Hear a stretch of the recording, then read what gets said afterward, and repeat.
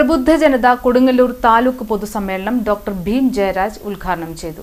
പ്രബുദ്ധ ജനത കൊടുങ്ങല്ലൂർ താലൂക്ക് കമ്മിറ്റിയുടെ നേതൃത്വത്തിൽ നടന്ന പൊതുസമ്മേളനവും സ്വീകരണവും ഡോക്ടർ ഭീം ജയരാജ് ഉദ്ഘാടനം ചെയ്തു. എനിക്ക് പലപ്പോഴും ഈ യോഗങ്ങളെല്ലാം പല ഭാഗ്യങ്ങൾ കിട്ടാറുണ്ട്.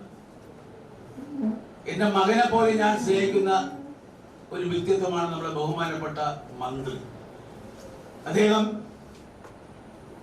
യൂത്ത് കോൺഗ്രസിന്റെ സംസ്ഥാന പ്രസിഡന്റായി പെട്ടെന്ന് വന്നു.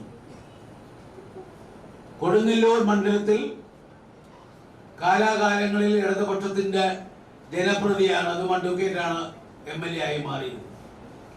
പെട്ടെന്ന് പാർട്ടി അദ്ദേഹത്തിന് ഇവിടെ കൊടുങ്ങല്ലൂർ നിൽക്കണമെന്ന് പറയുകയും അതിന്റെ അടിസ്ഥാനത്തിൽ അദ്ദേഹം ഇറങ്ങി സാധാരണക്കാരുടെ വേദനയും മനസ്സും അറിഞ്ഞുകൊണ്ട് അവർക്ക് വേണ്ടി നെഞ്ചിൽ കൈവച്ചുകൊണ്ട് പറഞ്ഞു, നിങ്ങൾ എനിക്ക് വോട്ട് തരികയാണെങ്കിൽ ഒരു പരിധിവരെ നമ്മുടെ പ്രശ്നങ്ങളൊക്കെ പരിഹരിക്കാൻ വേണ്ടി നിങ്ങൾക്ക് വേണ്ടി ഞാൻ നിൽക്കുന്നത് അദ്ദേഹമാണ്.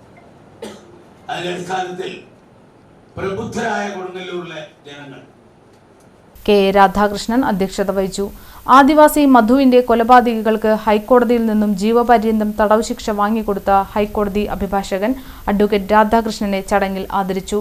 KA Rameshan, Santhosh Kodungallur, MT Shivan, NK Rameshan, Siddharthan മാനാഞ്ചേരി എന്നിവർ സംസാരിച്ചു.